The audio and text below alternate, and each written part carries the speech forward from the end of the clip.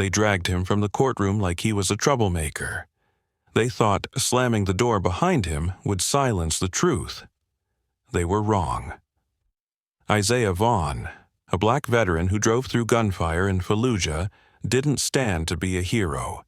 He just stood, because no one else would. And from that moment of forced silence, he sparked a fight no one expected to shake an entire system. This isn't just a lawsuit, not just a trial. It's the story of a man who dared say, "I'm still here." And if you've ever felt invisible, this story is for you. Listen, Isaiah didn't expect to be thrown out of the courtroom.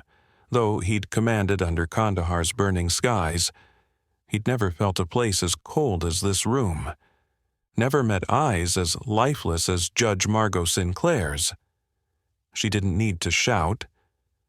A tilt of her head, a glance from her high bench, enough for the bailiff to follow an order everyone knew, didn't come from justice. You need to leave. Now. Damon Whitmore's voice rang out, not loud, but final. A tall, muscular black man in crisp uniform. But his eyes didn't connect, question, waver, like he was facing a problem to fix, not a person seeking truth. Isaiah didn't move. He stood, clutching a file stuffed with emails, reports, work logs, and a forced resignation. Those pages weighed more than any soldier's pack he'd carried because they held the truth. Honor. His entire life. I have a right to be here. His voice stayed low, not harsh, a reminder. A nudge to those in this frigid wooden room that justice doesn't always wear a black robe or wield a gavel. The gavel struck. Not anymore, Sinclair said. Bailiff, remove him. Damon stepped forward. Each footfall ticked like a countdown. As his hand reached for Isaiah's shoulder, the courtroom door flew open, not from wind, not a glitch, but there was an urgency that couldn't wait. A curly-haired clerk, face dotted with sweat, rushed in. Your Honor. Her voice caught, holding a folded paper. A call from the White House. No one moved, no one spoke, no coughs, no tapping pens. The air thickened, as if someone had locked every sound in place. The clerk handed the paper to an aide. It's from the Deputy Attorney General's office. Secure line. They want to speak now, about this case. Damon froze, his hand, inches from Isaiah's shoulder, hung mid-air, not held back, just unsure whether to proceed or retreat. Isaiah turned to him. No anger, no fear, just a quiet question in his eyes. See it now. Judge Sinclair set the gavel down. She didn't look at Isaiah, didn't look at Damon. She only said, softly but clearly, recess, 5 minutes. Isaiah didn't leave, didn't step back, didn't gloat. He stood like an old tree in a storm, a man who'd crossed Central Asia unafraid of stray bullets, now standing in America's capital, waiting for a call to be heard. Not because he was special, not because he craved heroism, but because it was time for someone to stand tall when the system chose to bow. A phone rang behind a door. Someone answered, hurried footsteps, rustling papers, a faint cough, masking unease. But now, no one controls this story. No one except the truth. Damon returned. His eyes had changed, no longer cold, no longer blank. Something had cracked inside. He said nothing, just gave a slight nod, like a soldier taking an order, but this time from his conscience. Isaiah walked to the table, set the file down, removed his glasses, wiped them with an old handkerchief carried through a rack. The room's air had shifted. Not obvious, not loud, but someone was listening. He knew this wasn't victory, just the first knock. But sometimes history begins with a single door opening when no one expects it. And that day, in a Montgomery County courtroom, 30 minutes from Washington, D.C., a man once silenced was finally heard. Because someone at the highest level in America finally caught his voice, And that was just the start. That morning in Silver Spring, Maryland, the sky hung still like a lake in November. The air was thin and cold, the scent of damp wood weaving through roadside trees like whispers of an old season. In a 2-story red brick house tucked into a quiet neighborhood, Isaiah Vaughn sat alone by the kitchen window, watching the first sunlight spill across the backyard, where the grass had turned ash gray. The faded silver hoodie he wore, once a team uniform, had its sleeves neatly rolled, as if he were about to step onto a training field. The coffee beside him had gone cold. On the table lay an old file, papers stacked tight, each page like a card waiting to be turned. At the top is a photo of him with his wife and granddaughter, Layla, from last summer at the National Mall. Layla's smile in the picture held something still vibrant, even as the world around him had faded. Isaiah had served 22 years in the military. His unit operated in Afghanistan, Iraq, and briefly in Syria as a logistics commander. He'd lost teammates in his arms, bandaged boys not yet 20 under a hail of gunfire, in places where explosions replaced conversation. He learned to hear the unspoken and trust what no one dared believe, that loyalty, if held fast, could keep a man whole amid chaos. Back in the States, he didn't choose to rest. He joined Arento Strategies, a political consulting firm based in Arlington. They billed themselves as democratizing campaign messaging with a creative strategy. Isaiah thought this was another way to serve, no gun, but by making elections fairer. At first, it seemed right. He was assigned voter data analysis in swing states like Georgia and Wisconsin.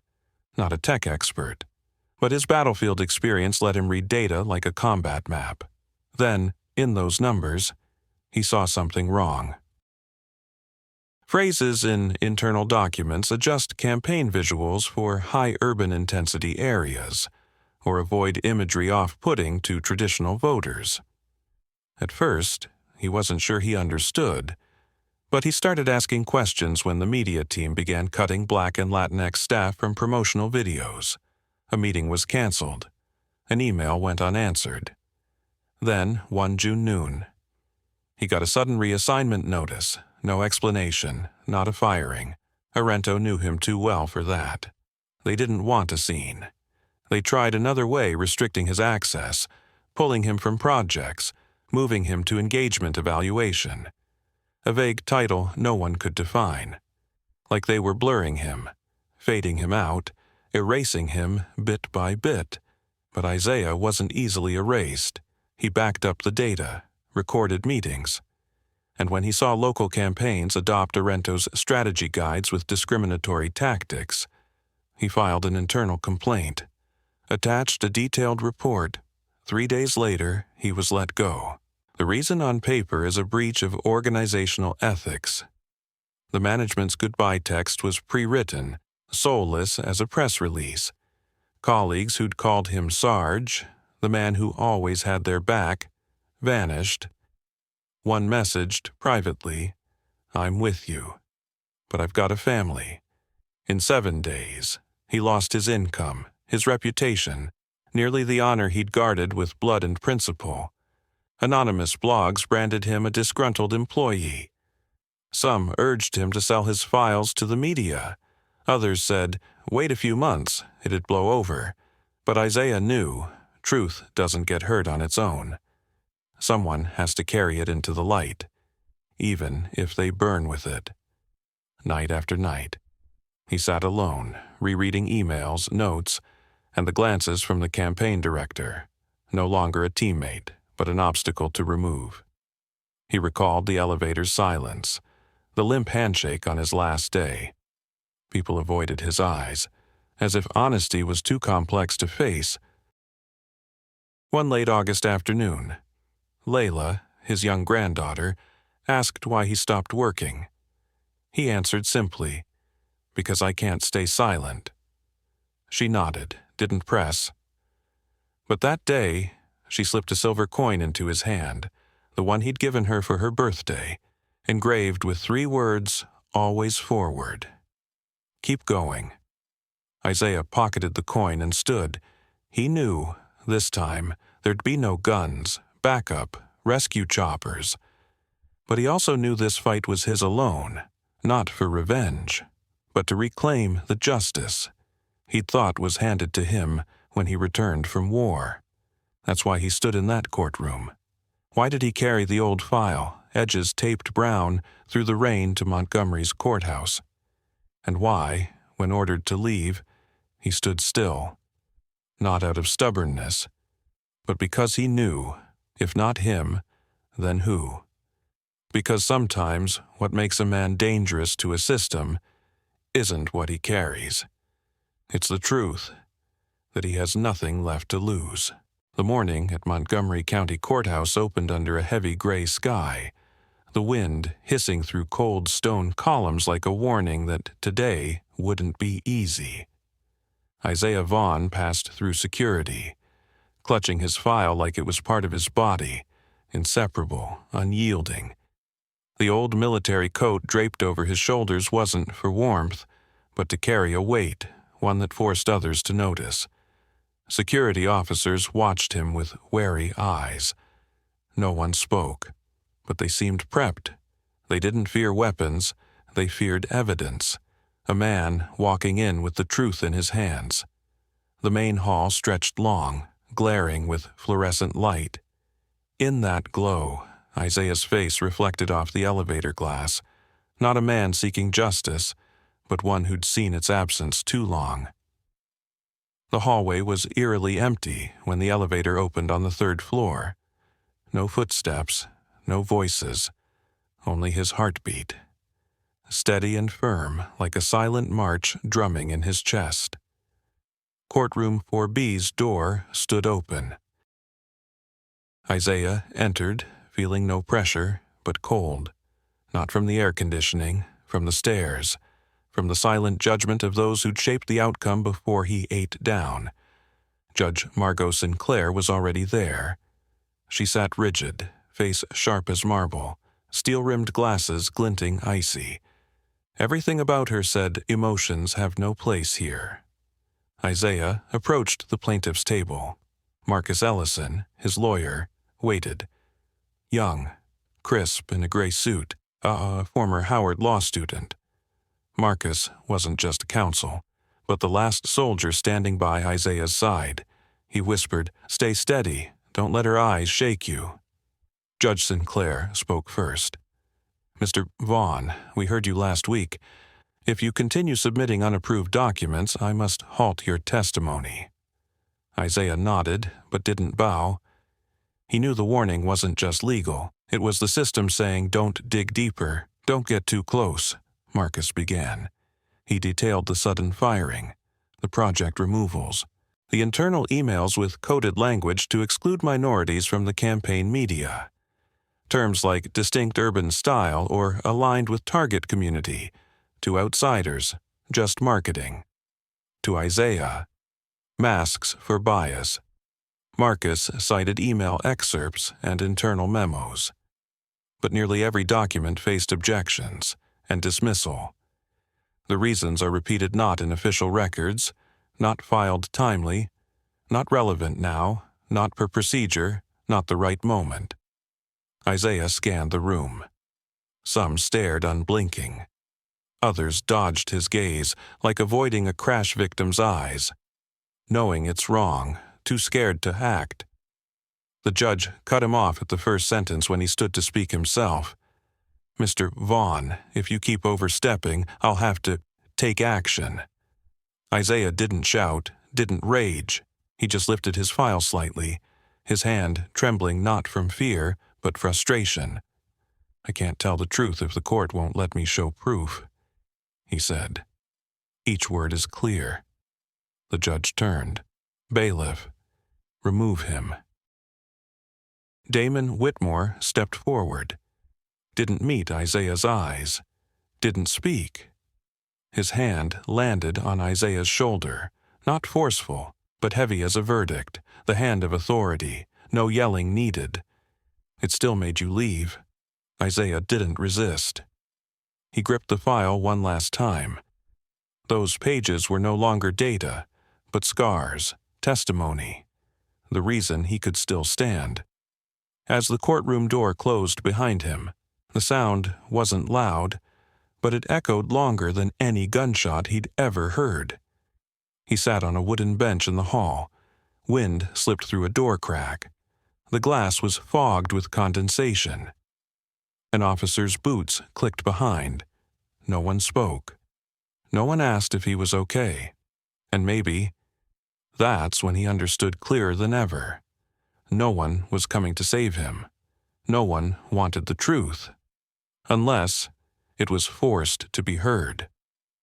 In that moment of being pushed out, amid the thick silence of the courthouse hall, Isaiah Vaughn felt closer than ever.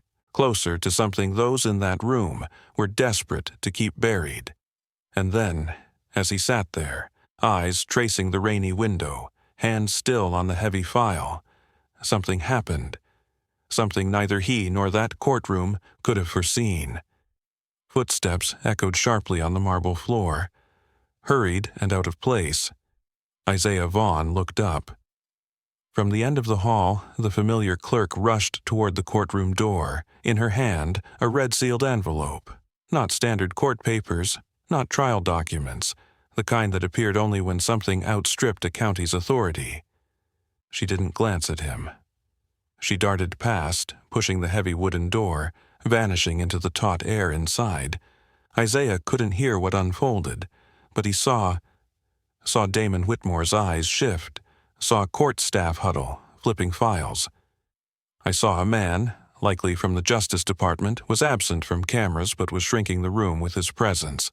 Then, the door opened. No gavel, no icy voice from the bench. Just a statement, not a command, but an invitation. "Mr. Vaughn," Damon said, slowly, "please return to the courtroom. The hearing will proceed, and all evidence will be considered." Isaiah looked at him, long. No anger in his eyes, no forgiveness either, just a wordless question. "Why?" Now Whitmore didn't answer. He tilted his head, nodded faintly. For the first time, like one man to another, no longer a role in the court's payroll. Isaiah stood, file still in hand. But now, it felt lighter, not from less data, but because he knew he wasn't walking alone anymore. As he re-entered courtroom 4B, everything remained. Cold, white lights, straight rows of benches, the wooden table reflecting polished shoes across, but the air had changed. The room was fuller. Strangers appeared, some reporters, some community members, faces once silent, now scribbled notes. A camera hummed somewhere. A whisper from the back row. "That's him."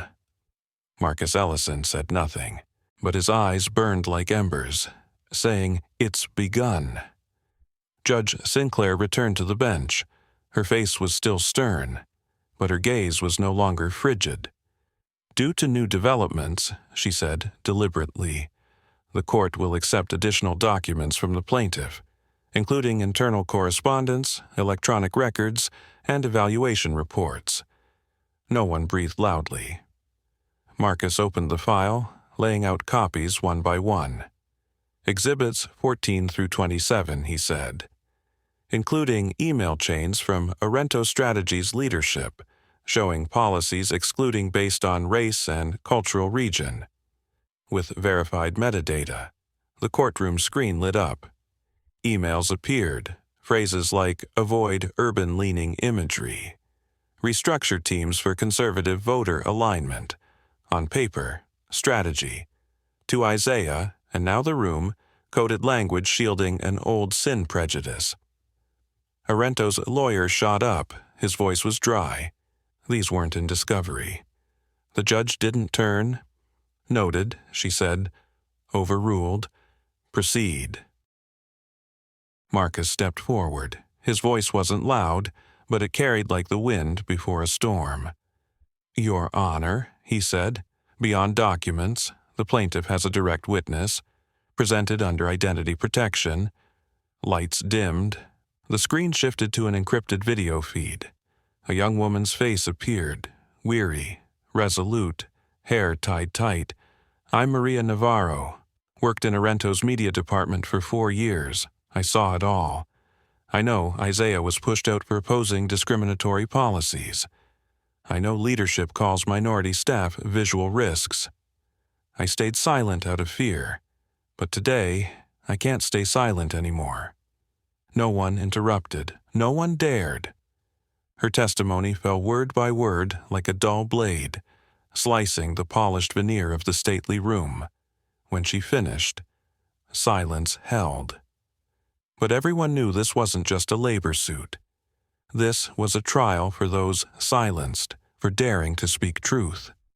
Isaiah didn't stand, didn't speak, but in his hands, the file was no longer evidence. It was fire. As the hearing closed, Judge Sinclair stayed seated. She looked at him, not as a witness or a plaintiff, but as a person. For the first time, her gaze didn't judge, it acknowledged.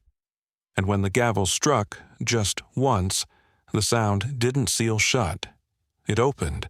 A door, a storm, a new page. Isaiah left the courtroom in a hush, no applause, no cheers. But in that silence was the most explicit confirmation. He'd been heard. And once the truth is heard, no one can be forced to stay silent forever. Leaving the courthouse, Isaiah Vaughn didn't look at anyone. He didn't seek cameras, familiar faces, or heed the strange glances, some sympathetic, some wary, some just curious. He walked, silent, with the gait of a man who'd crossed the impossible, but never deluded himself that the job was done, because he knew what just happened wasn't a victory. It was a crack.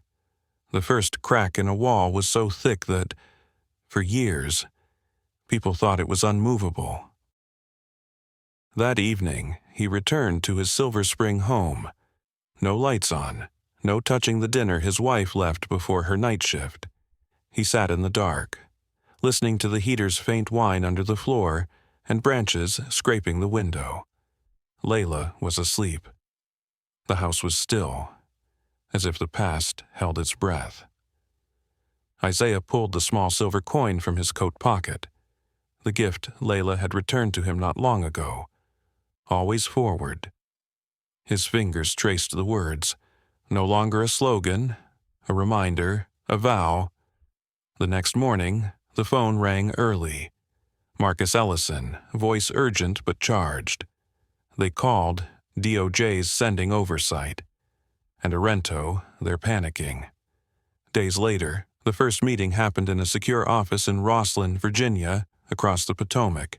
Thick glass room, walnut table, air thick with caution. Arento's team showed in force legal counsel, PR director, board rep, and a lawyer named Keller, known for negotiating as cold and sharp as a scalpel. Isaiah sat opposite. Calm, no showboating, on his lapel, a single faded soldier's pin. Beside him, Marcus. Behind them, a stranger with a Justice Department badge, silent but chilling, sealed the room. Keller spoke first, her voice even, like pitching a marketing plan.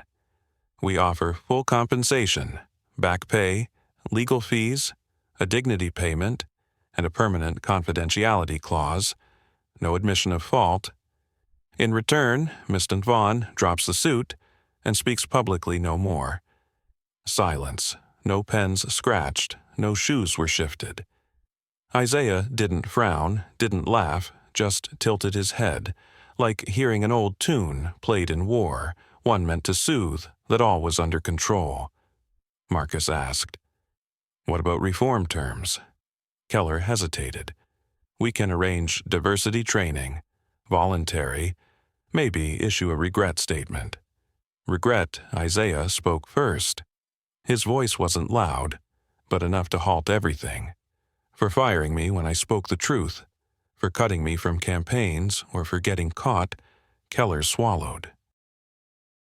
I understand your emotions, but no. He cut her off. You understand legal risk, not emotions. The air cracked. Across the table, chairs shifted. A few sighs, a glance at a watch. Someone suggested a break, but Isaiah didn't let them escape. He spun the coin in his hand, then set it on the table. Amid files and contracts, a small move, but the metal's clink on wood rang like a blade's edge. I don't need money to shut up, he said, eyes locked on the DOJ man. I need commitment. Independent audits, quarterly reports, public internal reviews. If not, I go back to court, with witnesses, new evidence, and attention you can't bury again. Marcus leaned in, voice low and firm. We're not here to negotiate an exit. We're here for change.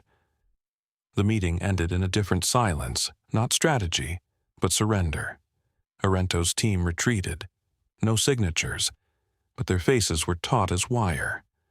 Isaiah said nothing. He didn't need to, because once silence stopped being an option, change couldn't be delayed forever. Days later, a new agreement arrived, this time with quarterly oversight, public access to internal reviews, and an official statement posted on Arento's homepage, admitting fault.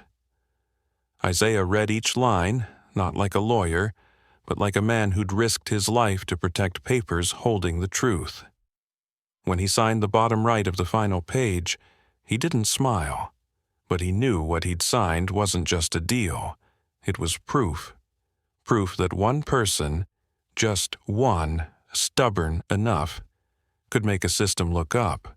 And for the first time, after years in silence, in shadow, in denial, Isaiah Vaughn made the truth be named, not with a shout, but with a pen, and with a heart that wouldn't bend.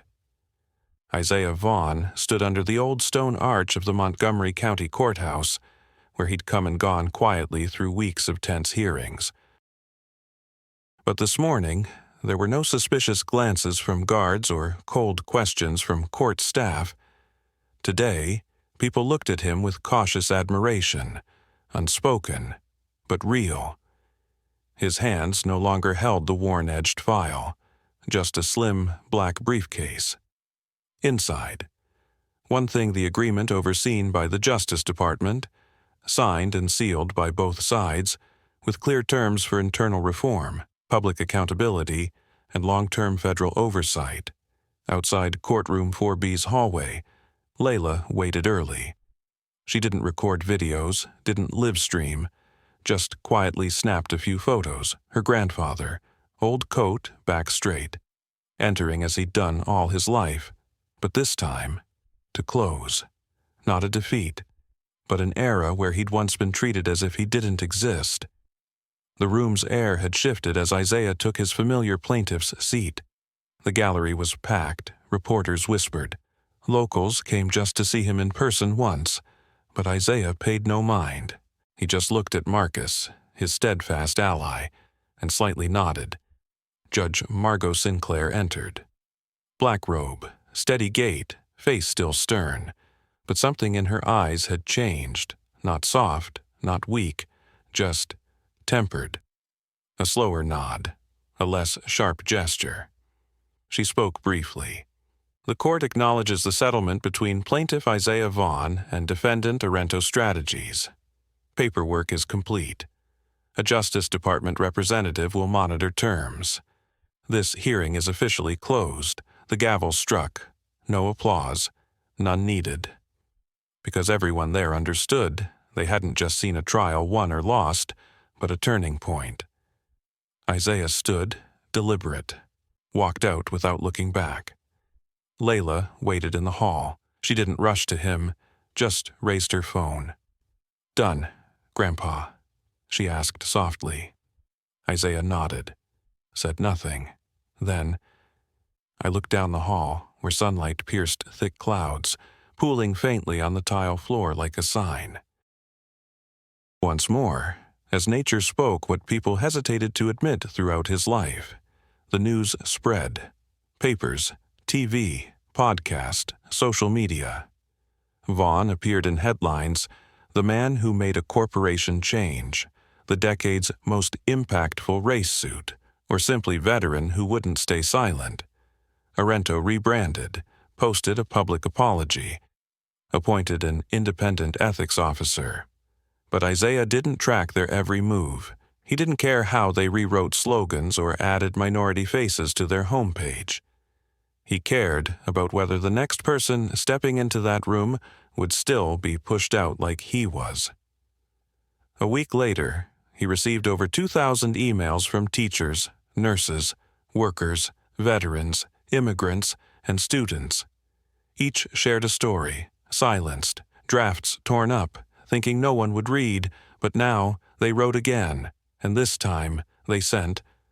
Isaiah printed each letter, stacked them on the floor. Layla helped tape them to his study wall, turning a blank space into a gallery of truth, a wall that spoke from across America. He started the Vaughn Initiative in that room, a platform for legal aid, career counseling, and whistleblower protection for minority communities, and veterans are rebuilding civilian lives. Marcus served as legal advisor. Maria Navarro, the witness from the hearing, volunteered as the Transparency Program Director. Remote, anonymous, but all in, Isaiah didn't fundraise. But money came. Some gave little, some gave much. A black student in Chicago sent $18, with a note from 3 extra shifts. "You made me believe I can win." Isaiah read every line, didn't skim, didn't miss, because he knew. Each was part of what he'd nearly lost faith. One rainy December afternoon, he stood on his porch, cold wind, thin rain, wet pavement gleamed. Layla stood beside him, clutching a library book on civil rights. "Grandpa," she asked quietly, "do you think Great-Grandma would be proud?" Isaiah paused, then nodded faintly. "She started it. I just kept going." Wind swept through, carrying a golden leaf to the steps. Layla picked it up and tucked it into the book's cover like a bookmark. They said nothing more, just stood there, side by side, in silence, in peace, and in the feeling that something vast had been set back in its rightful place, not by power, but by truth. Months after the agreement was signed and entered into public record, Isaiah Vaughn's life didn't return to normal, but he never wanted it to him. Normal was the quiet before someone was silenced, sidelined, pushed beyond the invisible borders of a system no one dared name. Now, his mornings didn't start with the news. They began by checking the Vaughn Initiative's inbox, the organization he built from the ashes of his lawsuit. Each day, dozens of new emails waited. Some sent copies of termination letters. Others described being passed over for promotions due to image mismatch. One wrote a line I never thought I deserved to be heard. "Until I saw you." Isaiah read them all, replied to each, no templates, no auto-responses, because he knew the only thing keeping those people brave enough to speak was feeling someone truly listened. The Vaughn Initiative's first office was a renovated basement in Silver Springs neighborhood. Walls pocked with old nail marks were covered in whiteboards, crammed with complaint flowcharts, benefit graphs, priority aid lists.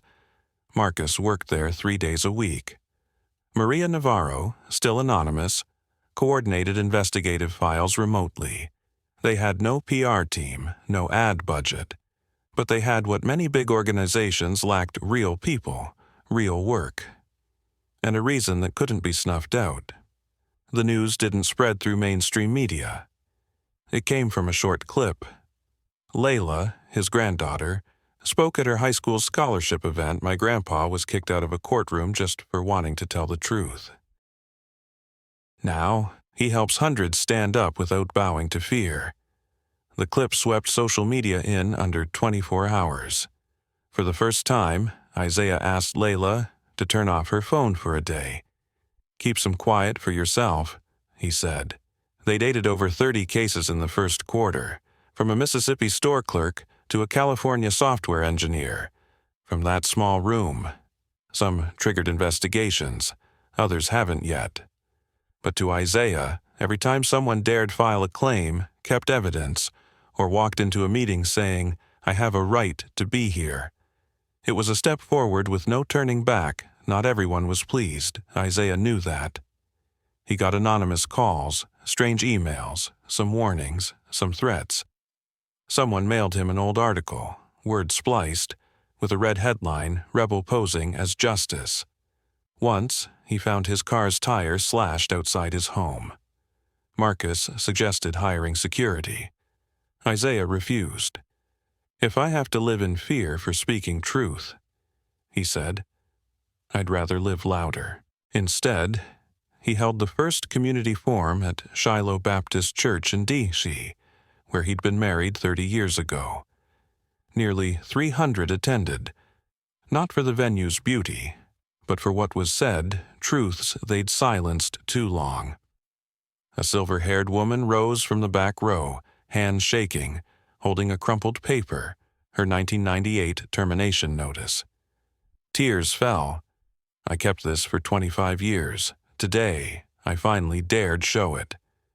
Isaiah walked to her, said nothing, just took the paper, folded it carefully, and placed it on the table, looked at her like she'd done something monumental because she had, the next day. He got a call from a federal Human Rights Commission lawyer. They wanted him on a task force to reform internal investigation protocols, not to brand him a hero for their files, but to bring real stories, ones that reports, laws, and charts couldn't capture. Isaiah agreed with the condition. He said plainly, "If you want my voice, you listen to it whole. No cuts. No edits, no, excluding those already excluded." And when he entered that first meeting, with government reps, top lawyers, and corporate HR directors around a round table, he brought no PowerPoint, no entourage, just a handwritten letter. From a janitor named Harold in St. Louis. Harold wrote, "I worked 30 years, then got fired for not fitting the modern company image. I don't know what modern means, but if you read this, I know I still exist." Isaiah read it in the silent room, voice low, slow. When done, he didn't propose reforms, didn't call for a change. He just set the letter on the table and let them ask themselves did they have the guts to not look away. His fight had left the courtroom. It entered rooms where policies were written, where power chose to act or pretend not to hear. And strangely, it was his simplicity, his refusal to shout, rage, or demand the spotlight, that made people listen deeper. Because in a country used to the clamor of power, truth spoken low and steady rang louder than all. And Isaiah Vaughn, veteran, once a victim, no longer carried legal files. He carried stories of ordinary people who, in the end, were rewriting the rules.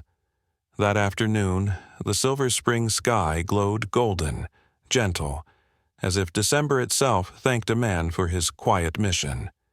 No more rain, no harsh wind.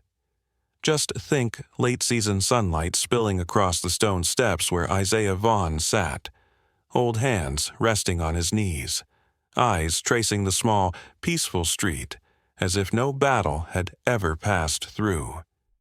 But he knew some battles didn't erupt with gunfire. They rose from a lifetime's silence, just now stirred awake. Behind him, in the small study at the house's end, the wall of handwritten letters grew daily. Words scrawled fast, carefully penned, trembling, or blunt without excuse, sent from everywhere. Thanks. Confessions. Vows to stand firm. Some begged for anonymity. Others asked one thing if he read it. No, they too had existed. A special invitation arrived from the National Civil Rights Museum, once the Lorraine Motel in Memphis, where Martin Luther King Jr. was assassinated. They wanted to honor him at their annual gala, not just for the lawsuit, but for how he'd used his voice to pave paths for others. Isaiah read the invite repeatedly. Finally, he folded it carefully and tucked it into a drawer. Not a refusal. He just wanted to attend, if he did, as a listener, not to hear his name called out. The next day, he and Layla visited the military cemetery in Baltimore, where his wife, Evelyn, rested after years battling illness. Her headstone, by her choice, bore deep carved words, not an end, just a door. Isaiah touched the cool stone, no tears, no words. After a moment, he pulled an old letter from his coat pocket, no addressee. Layla knew instantly. It was the first letter he'd written Evelyn from Iraq's desert in 2005. He placed it on the grass's edge, as if every untold story was finally heard. Weeks later, the New York Times ran an op-ed naming the Vaughn effect, a term experts used for the wave of minority workers rising against forced silence in corporate systems. But when a reporter called, Isaiah said, "I didn't start an effect, I just refused to bow one more time." The Vaughn Initiative opened 3 more offices in Richmond, Chicago, and Oakland. No big signs, no CEOs, just small, sturdy spaces, where voices once dismissed were now recorded. On Isaiah's business card, no title, just a small line "First Listener," at a training for new staff. Maria Navarro, once the anonymous witness, stepped into the open for the first time. Her eyes were no longer frantic, hair longer, voice steadier. She said, "I thought silence was survival. But when I saw Mr. Vaughn dragged from that courtroom, I knew if he didn't run, I couldn't either." The room stood, clapping. Isaiah bowed his head. Not to accept, but to yield, because that moment no longer belonged to him. It belonged to everyone who just reclaimed themselves. A Minnesota high schooler sent an essay to the Vaughn Initiative's scholarship program. It read, "I've never met you, but I share your last name, and I think, if I'm a Vaughn too, I can do what's right, even if no one stands with me." Isaiah read it on a sleepless night. Didn't reply right away, but he printed, framed, and hung it in the office, centered among hundreds of letters, like a small lamp, not to light his way, but to remind him what he'd awakened in others.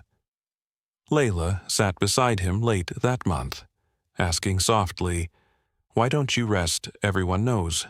Now, you've done enough." Isaiah smiled, didn't rush to answer. He looked out the window, where the first snow fell lightly, white as ash from a fire smoldering for years. He said slowly, "Some battles you don't choose to win, you just choose not to lose again." Layla nodded, asked no more. The old wooden chair in the small Tacoma park, Maryland room, creaked each time he leaned to jot a note. On the table, the familiar leather briefcase still held his hand's warmth. Behind him, a U.S. map was dotted with red marks, each a story, a case, a person who once thought they were alone, until someone listened. Isaiah Vaughn stared at the map, not to track progress, but to remind himself that behind every dot was a voice freed from silence. The Vaughn Initiative's newest program, the second person, didn't honor the first to stand up, but protected the next, because Isaiah knew not everyone was ready to be the first to raise a hand in a silent room. But if the first was brave, the second wouldn't feel afraid. Then came the third, the fourth, voice by voice, row by row, until no system could turn away. The first center opened in Atlanta, then Denver, then Cleveland. No ribbon cutting, no photo ops. Isaiah visited each, sat with coordinators, read the first case, and asked one question: "Has this person been heard?" When the answer was yes, they've started speaking. He knew things were on track. A group of UCLA law students wrote to volunteer. A Pennsylvania veterans group offered a Vaughn-named scholarship for whistleblowers' children. A former HR director, once his opponent in a suit, asked to join an active listening class. Isaiah didn't refuse, but he required her to attend a public hearing, not to prove anything, he said, but to relearn how to see a person without thinking of their title. At a Department of Labor conference, Isaiah was invited to speak. No slides, no music, just soft light, and a room quiet enough to hear pens tap tables. He didn't mention the lawsuit, didn't tout victory. He spoke of being pushed from the courtroom and the sound of the door closing behind him. When they shut that door, he said slowly, I thought I was out, but then I realized they put me where I needed to be, outside, where others were waiting for someone to speak first. No applause. None needed. Because that speech wasn't for praise, it was to be copied, printed, and handed to someone about to enter a room where they'd once believed their voice was invisible. That evening, he returned late. Layla was sketching a hand-drawn map. She marked in red where the initiative had branches, then turned, not looking up. Should I mark places we don't have yet? Isaiah laughed softly, stepped closer, and touched her shoulder. Yeah, mark them all, because one day those who need us will find their way. On an early summer morning, sunlight quietly spilled through the roof of a Silver Spring suburb. The air was gentler than usual. Isaiah Vaughn woke early, not from worry or dreams, but for a special invitation from a public high school in East Dewash, C. That day, they held a graduation ceremony for the first student awarded a scholarship in his name. The invite bore a handwritten line, simple but sharp as a blade, honoring those who stand tall when no one else does. Isaiah smiled faintly, reading it. He didn't know who wrote it, but he understood. They'd once lifted their head in a room without allies. He chose a crisp white shirt, tied an indigo tie, an old gift from Evelyn, kept like new. Layla sat in the back, in a quiet green dress, hair tied as her great-grandmother once styled it. The car rolled through red brick streets, past familiar turns where Isaiah had once walked in uniform, clutching files, carrying a faith thin as paper. The ceremony unfolded under soft sun, not too harsh or faint, enough to make folks squint at the stage. Plastic chairs stood in neat rows. Students' names were scrawled in marker on a patchwork board. Behind the podium, a hand-painted banner in black ink. Thank you, Mr. Vaughn, for making us believe our voices matter. Invited to speak. Isaiah took the podium unhurried. No prepared speech, no hollow words. He just looked at the faces before him, young, green. Unaware the world was ready to strip away the simplest thing, the belief they deserved to be there.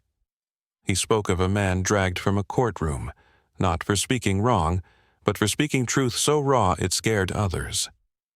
His voice stayed even, with no anger or complaints, like a father telling his kin sometimes. Life doesn't reward the just, but time does. And sometimes the greatest reward is the quiet change that follows. Closing. He didn't rally or command. He just asked softly, as if to himself, when you leave this place, diploma in hand, carrying dreams, what else will you carry, because dreams alone are easily traded for silence? But if you carry truth, even pushed from one door, you'll know how to open another, for yourself and those who come after. After the ceremony, a girl approached Isaiah. The speakers fell silent, and the crowd thinned. She handed him a folded scrap of paper, one line in black ink. You didn't save me, but you made me feel less alone.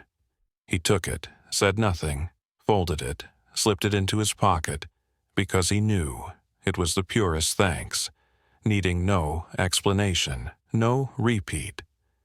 That evening, back home, Isaiah stepped into the backyard. A light breeze stirred, and early cicadas droned in the trees. Layla sat on the steps, legs crossed, holding an old history book. As he neared, she asked, eyes on the page, "When do you think we stop having to fight?" Isaiah sat beside her, gazed at the darkening sky, and said softly, as if sending something bigger than her question, "Maybe, never. But every time we don't stay silent, a kid somewhere grows up in a world a little less cold." Layla nodded, asked no more. They sat together long after, until darkness cloaked the house, and the kitchen's golden light spilled out like a lullaby from the past. A past rewritten, not with flags, not with medals, but with the stubbornness of a man dragged from a room, who chose never to leave his own story. And that's how Isaiah Vaughn, an ordinary veteran, never picked as a symbol, became something unexpected, not a flag, not a statue, but a living witness, that some things need no shouting to shake a system. All it takes is someone who stands still and says, "I'm still here, I'm still listening, and I won't be quiet." Thank you for hearing Isaiah Vaughn's story, an ordinary man who chose the extraordinary. If this story made you pause amid life's rush, share it. Subscribe to the channel to catch more true stories, quiet voices with real weight. And if you faced something similar, leave a comment, even a period. We hear everyone. Because your voice might be the door someone's waiting to step through.